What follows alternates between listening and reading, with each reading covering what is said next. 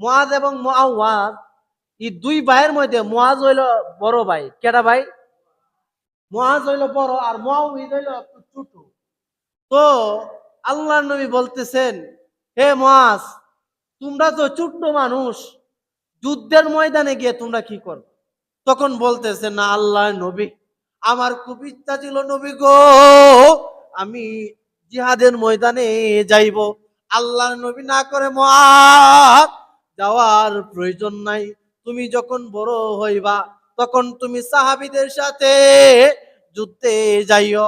ছোট্ট মানুষ মুআজ আল্লাহর নবীকে বলে, এ আল্লাহর নবী, আমি জানি ছোট্ট মানুষ, কিন্তু আল্লাহর নবী গো, যখন আপনার সাহাবায়ে কেরামদেরকে আবু জাহেলের বাহিনী তীর নিক্ষেপ করবে, তীর মারতে চাইবে আপনার শরীরে, হে আল্লাহর নবী, তখন আমি ডাল হিসাবে আপনার শরীরে যে তীর মারতে আসবে, এই তীরটা নেওয়ার জন্য আমার বুকটা সামনে পেতে দিব। সুবহানাল্লাহ। তখন আল্লাহর নবী সাল্লাল্লাহু আলাইহি ওয়াসাল্লাম সাহাবায়ে কেরামদের সাথে পরামর্শ করলেন, এ আমার সাহাবায়ে কেরাম, এই ছোট্ট নাবালেগ ছেলেটা কি বলে, তাকে কি যুদ্ধের ময়দানে নেওয়া যায়? তখন সাহাবায়ে কেরামরা বললেন, হে আল্লাহর নবী, যেহেতু ছোট্ট মানুষ, যুদ্ধে যাওয়ার জন্য এত আগ্রহ, আপনাকে এত মহব্বত করে, আপনাকে এত ভালোবাসে, কাজে আল্লাহর নবী, আপনি মুআজকে যুদ্ধের জন্য নিয়ে যান। সুবহানাল্লাহ। সুবহানাল্লাহ, একটু জোরে বলেন সুবহানাল্লাহ। তখন ভাই মুআজকে আল্লাহর নবী তার নামটা কাতার মধ্যে লিখে নিলেন। সুবহানাল্লাহ। তো মুআজকে যুদ্ধের ময়দানে সে যাওয়ার জন্য তার নাম কাতার মধ্যে রেজিস্ট্রেশন করা। মুআজের কয় ভাই ছিল ভাই? আরেকজনের নাম মুআওয়াজ। কি নাম ভাই? মুআওয়াজ। আরেক ভাই রয়েছে না? দুই ভাই তো ভাই কাতারে দাঁড়াইছে, কিন্তু আল্লাহর নবী মুআজ বড় ভাইকে নিয়ে গেছে, ছোট ভাই রয়েছে না। তখন ছোট ভাই বলতেছেন, হে আল্লাহর নবী, আমিও আপনার সাথে যুদ্ধের ময়দানে যাব, আমিও আপনার সাথে যুদ্ধ করব। সুবহানাল্লাহ। এই কাফেরদের সাথে যুদ্ধ করব, আপনার পক্ষ হইয়া কাফেরদের সাথে যুদ্ধ করব। তখন আল্লাহর নবী বলতেছেন, হে মুআওয়াজ, তুমি তো ছোট্ট মানুষ, তোমার যাওয়ার প্রয়োজন নাই। বলতেছেন, হে আল্লাহর নবী, আপনি আমার ভাই মুআজকে বদর যুদ্ধে নিবেন, আর আমরা দুনু ভাই মায়ের কাছ থেকে বিদায় নিয়ে আসছি, এই বদর যুদ্ধে অংশগ্রহণ করব। সুবহানাল্লাহ। আর আপনি আমাকে নিবেন না, আমার বড় ভাইকে নিবেন। কাজে হে আল্লাহর নবী, ও বয়সে বড়, কিন্তু আল্লাহর নবী যুদ্ধে যাওয়ার জন্য কি প্রয়োজন? তখন আল্লাহর নবী বলেন, শক্তির প্রয়োজন। তখন মুআওয়াজ বলতেছেন, আল্লাহর নবী, আমার বড় ভাই মুআজ, তার চাইতে আমি মুআওয়াজের শক্তি বেশি। সুবহানাল্লাহ। তখন আল্লাহর নবী মুস্কি হাসি দিলেন। তো বলতেছেন, না, তোমার নেওয়া যাবে না। তো মুআওয়াজ বারবার পিরাপিরি করলেন। তখন মুআওয়াজ বলতেছেন, আল্লাহর নবী, আমাদের দুই ভাইয়ের মধ্যে যার শক্তি বেশি তারই নিবেন। সুবহানাল্লাহ। তখন বলতেছেন, আল্লাহর নবী, মুআজ যে জিহাদে যাওয়ার জন্য আমার ভাই চান্স পাইছে বদর যুদ্ধে, তার সাথে আমার কুস্তি লাগান। সুবহানাল্লাহ কইতেন না? কুস্তি বুঝেন তো বাচ্চু ভাই?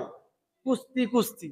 তো আল্লাহর নবী সাল্লাল্লাহু আলাইহি ওয়াসাল্লাম বড় ভাই মুআজ এবং মুআওয়াজকে কুস্তি লাগাই দিলেন। সুবহানাল্লাহ। তো ছোট ভাই মুআওয়াজ আয়েশা মুআজকে কানে ধরে বলে, ভাই রে, দুনু ভাই একসাথে মায়ের কাছ থেকে বিদায় নিয়ে আসলাম বদর যুদ্ধে অংশগ্রহণ করার জন্য, কিন্তু মুআজ, এ আমার বড় ভাই, তুমি তো বদর যুদ্ধে যাওয়ার জন্য চান্স পায়া পালাইছো রে ভাই আমার, আমি যাওয়ার মতন আমার তো কোনো চান্স নাই। এ আমার ভাই মুআজ, তুমি এক কাজ করো, তুমি আমার চেয়ে বড়, তুমি সুঠামদের অধিকারী মানুষ, কাজে হে মুআজ, আমি তোমার সাথে হ্যাঁ কুস্তি লেগে পারবো না। বাইরে কানে কানে বলে, বাইরে আপনি আমার বড় ভাই, আপনিও যাবেন। আমার খুব ইচ্ছা হয় বদর যুদ্ধে অংশগ্রহণ করার জন্য। এ আমার ভাই, আমি যখন আপনারে ধরবো, কানে কানে বলতে, আমি যখন আপনারে ধরবো, আপনি ইচ্ছাকৃত ভাবে শক্তি কম কাটাইবেন, আর আমি আপনাকে মাটিতে ফেলে দিব। তারপর মাটিতে ফেলে আমি আপনার বুকের উপর উঠতে যাইব। তখন আমি আল্লাহ নবীরে বলবো, হে আল্লাহ নবী, আমার ভাই বয়সে বড়, কিন্তু শক্তির দিক দিয়ে আমি তার চেয়ে বড়। সুবহান আল্লাহ। সুবহান আল্লাহ আওয়াজে মনে হয় রাগ করছেন আমাদের, আর কিছু বলেন সুবহান আল্লাহ। যখন দুই ভাই কিন্তু কানা কইরা লাইছে, আলোচনা কইরা লাইছে মাঝখান দিয়ে, তো ভাই মুআজ মুআউইজরে ধরছেন। তো আগের থেকে তো প্ল্যান করা যে কেডা বাগবো কেডা জিতবো, তো তারা তারা বাগ করে নিছে। তো মুআজ ভাই হালকা ভাবে ধরলেন, আর মুআওয়াজ একটু জোরে দইরাই বড় ভাই মুআজকে মাটিতে ফেলে দিলেন এবং বুকের উপর উইঠে গেলেন এবং বললেন, হে আল্লাহর নবী, আমার ভাই আমার চেয়ে বয়সে বড় হইতে পারে, কিন্তু শক্তির দিক দিয়া আমি মুআউইজ তার চেয়ে উত্তম। সুবহানাল্লাহ। তখন আল্লাহর নবী খুশি হইয়া মুআজ এবং মুআওয়াজ দুনু ভাইকে বদরের যুদ্ধে অংশগ্রহণ করার জন্য আল্লাহ নবী সুযোগ করে দিয়েছে। সুবহানাল্লাহ। তো আল্লাহর নবী সাল্লাল্লাহু আলাইহি ওয়াসাল্লাম সাহাবায়ে কেরামদেরকে বললেন, হে সাহাবায়ে কেরাম, তোমরা সকলে প্রস্তুত হইয়া যাও। তো ভাই বদরের যুদ্ধটা যখন সংগঠিত হয়েছিল, তখন 17 রমজান ছিল। কামাল ভাই, কয় রমজান ছিল? 17 রমজান। তো 313 জনের একটা লিস্টি করলেন আল্লাহ নবী, যে 17 রমজানে, 16 রমজানে বদর নামক প্রান্তরে যাবে, 17 রমজানে যুদ্ধ শুরু হয়ে যাবে। তো আল্লাহ নবী সাল্লাল্লাহু আলাইহি সাল্লাম 313 জন সাহাবী নিয়া যখন মদিনা থেকে রওনা হইলেন বদর নামক প্রান্তরে, তো ভাই মুসলমানদের সাথে 70টা উট ছিল। কয়টা ভাই? 70টা উট ছিল, আর 2টা ঘোড়া ছিল। আর ওই দিক দিয়ে আবু জাহেল 1000 উট অস্ত্রে শস্ত্রে সজ্জিত, তারা প্রত্যেকে উটের উপর সোয়ার হইয়া বদর নামক প্রান্তরে আইসা উঁচা যে জায়গাটা, উঁচা জায়গাটা তারা দখল করে নিছে। কোন জায়গাটা নিছে ভাই? উঁচা জায়গা, মাটি যুক্ত জায়গাটা, ভালো যে জায়গাটা, এই জায়গাটা দখল করে নিছে। আপনার যদি 2 তলা থেকে ডিল মারলে, আপনার ডিল দিয়ে নিচে দিতে সহজ না ভাই? আপনি যদি নিচতলা থেকে যদি 2 তলা ডিল মারেন, তাহলে কিন্তু মোটামুটি একটু কষ্ট। তারা আবু জাহেলে ও শক্ত মাটির মধ্যে আইসা তাবু বাঁধছেন এবং পাহাড়ের উঁচা জায়গাটা দখল করছে। আর মুসলমানরা যখন 313 জন সাহাবায়ে কেরাম যখন আল্লাহ নবী নিয়ে যখন বদর প্রান্তরে পৌঁছলেন ভাই, তখন আল্লাহ নবী বালুযুক্ত জায়গার মধ্যে, নিচা জায়গার মধ্যে, নিম্ন শ্রেণীর জায়গার মধ্যে আল্লাহ নবী কি পাইলেন? জায়গা দখল করলেন। তার আগে আইসা কি করলেন? শক্ত মাটি উঁচা জায়গাটা দখল করে নিলেন। সাহাবায়ে কেরামরা যে জায়গাটা দখল করলেন 313 জন যুদ্ধের জন্য, এই জায়গাটা হইলো বালু। কি ভাই? জুড়ে বলেন কি ভাই? দেখবেন বালুর মধ্যে হাঁটতে কিন্তু আপনি কষ্ট হয়। বালুর মধ্যে কি আপনি দৌড়তে পারবেন? মাটির মধ্যে যে স্পিডে দৌড়বেন, বালুর মধ্যে কিন্তু আপনি যদি দৌড় দেন, তাহলে কিন্তু পা কিন্তু পিছনের দিকে চলে আসবে, ঠিক আছে না? আর মাটির মধ্যে আপনি দৌড়তে পারবেন। তো আল্লাহর নবীর সাহাবায়ে কেরাম 16 রমজান 313 জন যখন বদর প্রান্তরে আইসা পৌঁছলেন বালুময় জায়গার মধ্যে, তো যুদ্ধটা শুরু হইব 17 রমজান। কত রমজান ভাই? দিনের বেলা শুরু হবে। তো আল্লাহর নবী সাল্লাল্লাহু আলাইহি ওয়াসাল্লাম রাত্রের 16 রমজানের রাত্রে আল্লাহর নিকট কাঁদতেছে, রে আল্লাহ, তুমি যদি মাওলা চাও রে আল্লাহ, ইসলামকে একেবারে দমূলে ধ্বংস হইয়া যাক।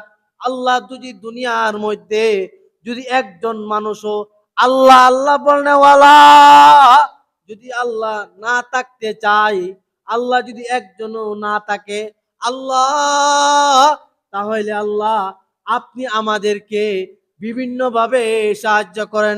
কারণ হে আল্লাহ, বদর যুদ্ধে 313 জন রে আল্লাহ, রমজান মাস রে আল্লাহ, 17 রমজান আল্লাহ, সকাল বেলায় বদর নামক প্রান্তরে আল্লাহ যুদ্ধ শুরু হইয়া যাইবে রে আল্লাহ। আল্লাহ, এই যুদ্ধে যদি আল্লাহ মুসলমান বিজয় না হইতে পারে আল্লাহ, মুসলমানদেরকে আল্লাহ কুচু কাটা করে ফেলবে রে আল্লাহ। আল্লাহ, আপনি আমাদেরকে এই যুদ্ধের মধ্যে বিজয় দান করেন আল্লাহ। আল্লাহ, আপনি যদি চান এই দুনিয়ার মধ্যে আপনার লা ইলাহা ইল্লাল্লাহ উজ্জীবিত থাক, আপনি যদি চান আপনাকে দুনিয়ার মধ্যে আল্লাহ আল্লাহ আল্লাহ বলনেওয়ালা রে আল্লাহ থাকুক মানুষ, তাহলে আল্লাহ এই যুদ্ধের মধ্যে, বদর যুদ্ধে আল্লাহ আমাদেরকে বিজয় দান করেন। সুবহান আল্লাহ। তো আল্লাহ নবী 16 রমজানে যখন রাত্রের বেলা তাহাজ্জুদের মুসল্লায় অজুরে কাঁদেন, আল্লাহ এই যুদ্ধে যদি আল্লাহ আমরা বিজয় না হইতে পারি, আল্লাহ আমাদের মুসলমানদের বংশ রাখবেন আল্লাহ। আল্লাহ, আপনি যদি চান যে ইসলাম কিয়ামত পর্যন্ত থাক, তাহলে আল্লাহ বদর যুদ্ধে আমাদেরকে আপনি বিজয় দান করেন। সুবহানাল্লাহ। তো আল্লাহ নবী সাল্লাল্লাহু আলাইহি ওয়াসাল্লাম সারা রাত্র কাঁদলেন। দিনের বেলা চাষতের নামাজ পড়ে আল্লাহর নিকট কাঁদতেছে, আল্লাহ এই যুদ্ধের মধ্যে, বদরের যুদ্ধের মধ্যে আল্লাহ আমাদেরকে লাঞ্ছিত করেন না। বদর যুদ্ধের মধ্যে আল্লাহ আমরা হইলাম 313 জন আল্লাহ। এই বদর যুদ্ধে 17 রমজান আল্লাহ আমরা রোজা রাখা অবস্থায় আল্লাহ বদর যুদ্ধে নামক প্রান্তরে আল্লাহ উপস্থিত হইলাম আল্লাহ। তারা তো আল্লাহ 1000 সৈন্যবাহিনী, যখন নবীজি রাত্রে দোয়া করলেন, দোয়া করার কিছুক্ষণ পরে রাত্রে বৃষ্টি হইল। সুবহানাল্লাহ। সুবহানাল্লাহর আওয়াজ হইছে, আর একটু জোরে বলেন সুবহানাল্লাহ। রাত্রে কি হয়েছে? বালুর মধ্যে বৃষ্টি পড়লে কেমন হইব? বালু শক্ত হইব, ওই জায়গায় দৌড়াদৌড়ি করতে সুবিধা হইব। মাটির মধ্যে বৃষ্টি পড়লে কি হইব? পিছলে হইব, ধরতে পারবো? ধরতে পারতো না। তো আল্লাহ নবী যখন দোয়া করলেন, তো রাত্রের বেলা বৃষ্টি হইল। বৃষ্টি হওয়ার কারণে তারা যে উঁচা জায়গা নিছিল, এই মাটিযুক্ত জায়গা পিছলা হয়ে গেল। সুবহানাল্লাহ কইতেন না? আর মুসলমানরা যে বালুযুক্ত জায়গা লইছিল, বৃষ্টির কারণে এই বালুযুক্ত জায়গাটা শক্ত হয়ে গেছে। সুবহানাল্লাহ। তাহলে মুসলমানদের এখন একটু সুবিধা হয়েছে না? তো আল্লাহর নবীকে জিব্রাইল আলাইহিস সালাম আয়েশা বলে, হে আল্লাহর নবী, চিন্তার কোনো কারণ নাই, পেরেশানির কোনো কারণ নাই। এই বদর যুদ্ধে আপনারা 313 জন হইতে পারেন, হে আল্লাহর নবী, চিন্তার কোনো কারণ নাই। রাত্রের বেলা বৃষ্টি হয়েছে, আর যখন সকাল বেলায় রোজা রাখা অবস্থায় যখনই কাফেরদের সাথে আপনি যুদ্ধ করবেন, যুদ্ধ করার আগ মুহূর্তে এক মুষ্টি বালু আপনি হাতে নিয়া বিসমিল্লাহ বইলা এই কাফেরদের দিকে চুইরা মারবেন। সুবহানাল্লাহ। যখন আল্লাহর নবী এক মুষ্টি বালু নিয়া যুদ্ধ চলাকালীন কিছু আগ মুহূর্তে এক মুষ্টি বালু এইভাবে আল্লাহর নামে চাললেন, তারা সঙ্গে সঙ্গে প্রত্যেকের চৌকে মুখে যায় দুই একটা হইরে বালু বললো। সুবহানাল্লাহ কইতেন না? দুই একটা বালু বললে ভাই চোখে চাইলে আপনি অস্ত্র ইয়ে করবো না কি করবো, এটা তো কিছুটা আমরা তাল বাল পাইতো না, ঠিক আছে না? তো আল্লাহর নবীকে ফেরেশতা আগেই বলে দিয়েছেন, চিন্তার কোনো কারণ নাই, আপনি যুদ্ধতে অংশগ্রহণ করেন। মুসলমানদের অস্ত্র শস্ত্র কম আছে, তাদের অস্ত্র শস্ত্রের অভাব নাই, কিন্তু হে নবী, আমি যখন আপনি যুদ্ধে যখন অংশগ্রহণ করবেন, আপনার সাহাবায়ে কেরামরা যখন যুদ্ধের মধ্যে অংশগ্রহণ করবেন, একদিক দিয়ে আপনি এক মুষ্টি বালু মারবেন, আর একদিক দিয়ে আমি আল্লাহ জান্নাত থেকে 1000, কোন রিওয়ায়াতে আছে 3000, কোন রিওয়ায়াতে আছে 5000 আমি ফেরেশতা পাঠায়া আপনাদের পক্ষে তারা যুদ্ধ করবে। সুবহানাল্লাহ।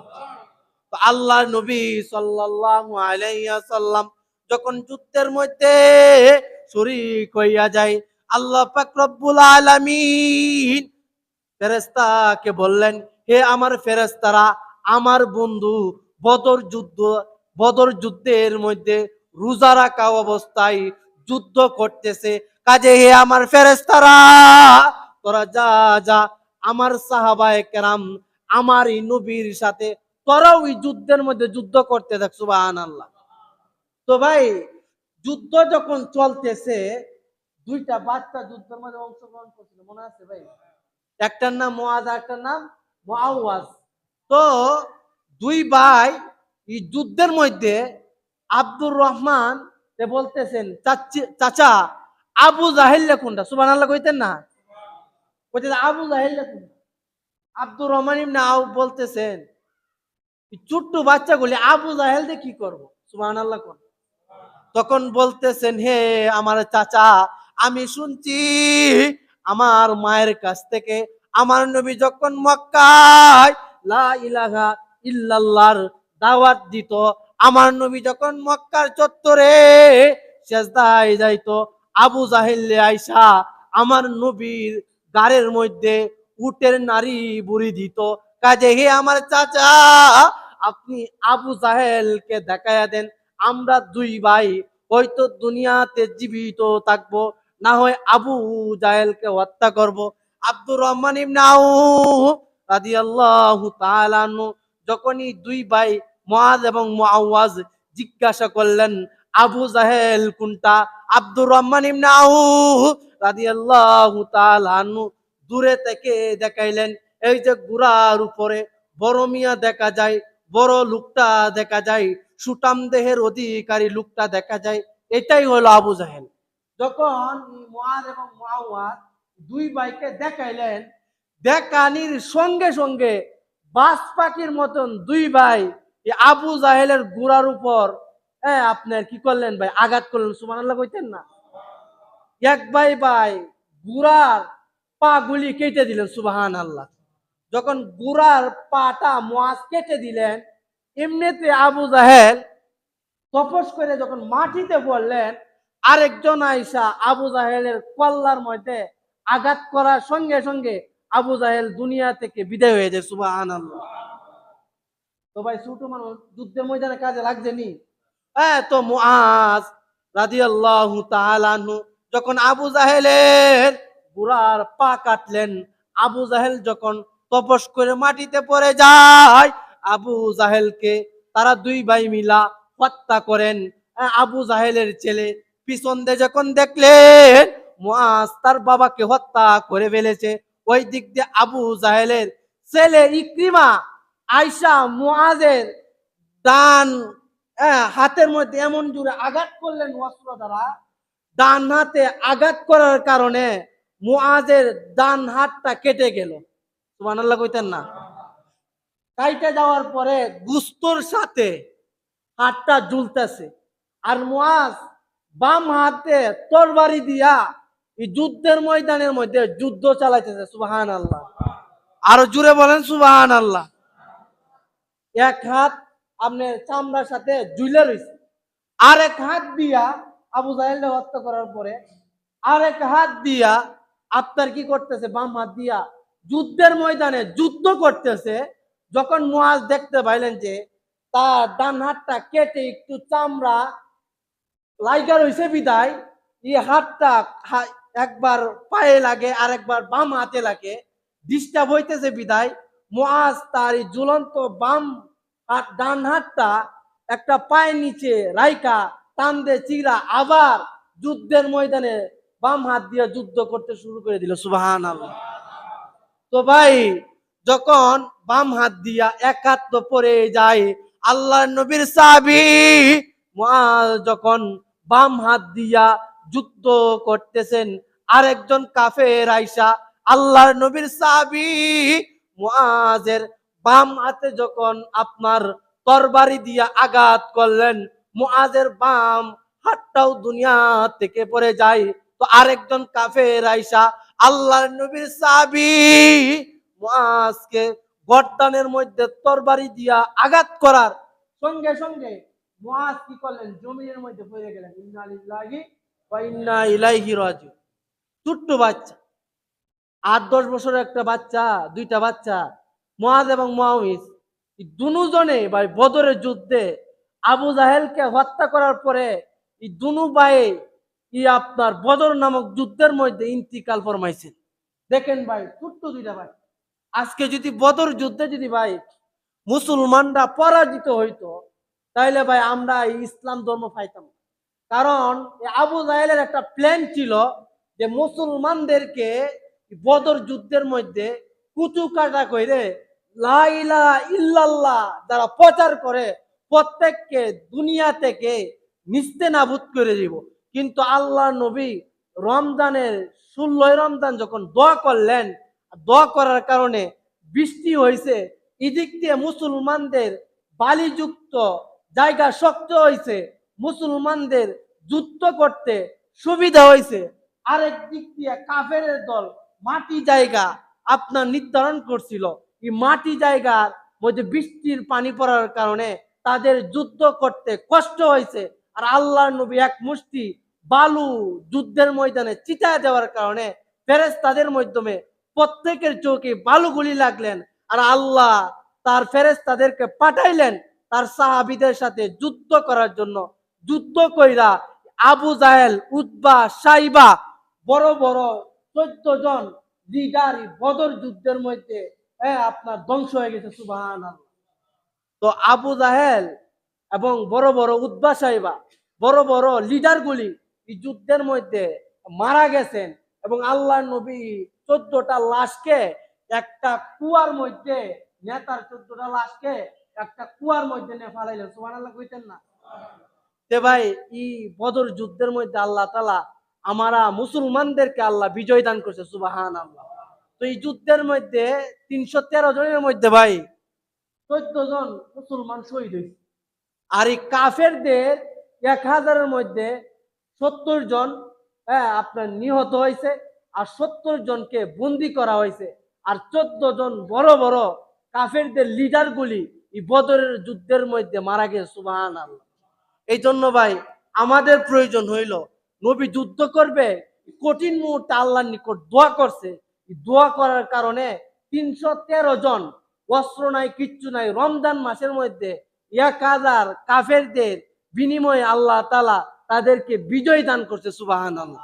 এই জন্য আমাদের প্রয়োজন হইল ভাই, সর্ব অবস্থায় যে হালতেই থাকি না কেন, কষ্টতে আছেন, 2 রাকাত নফল নামাজ পড়ে আল্লাহর নিকট হাত উঠান, আল্লাহ আপনার এই কষ্টটাকে আসান করে দিবে। আপনার ছেলে বিদেশ যাওয়ার প্রয়োজন, টাকা পয়সা তো আল্লাহই ব্যবস্থা করবে। আগে আপনি 4 নামাজ পড়া আল্লাহর নিকট দাঁড়ায় যান যে আল্লাহ আমার টাকার প্রয়োজন, কিন্তু আল্লাহ আমি জানি আপনি দিবেন, কিন্তু একজন মানুষের মধ্যে দিবেন। কাজে হে আল্লাহ আমার ছেলেটা বিদেশ যাইতে পারতেছে না, আমার ছেলেটা সামনে পরীক্ষা আছে, আল্লাহ আমার ছেলেটার পরীক্ষাগুলি বিদেশ যাওয়াটা সহজ করে দেন। এই জন্য আমরা আজকে থেকে যে কোনো বিপদে পড়ি, যে কোনো কষ্টে পড়ি, আমরা সর্বপ্রথম আল্লাহর নিকট 2 রাকাত নফল নামাজ পড়ে দোয়া করবো তো ইনশাআল্লাহ। আল্লাহ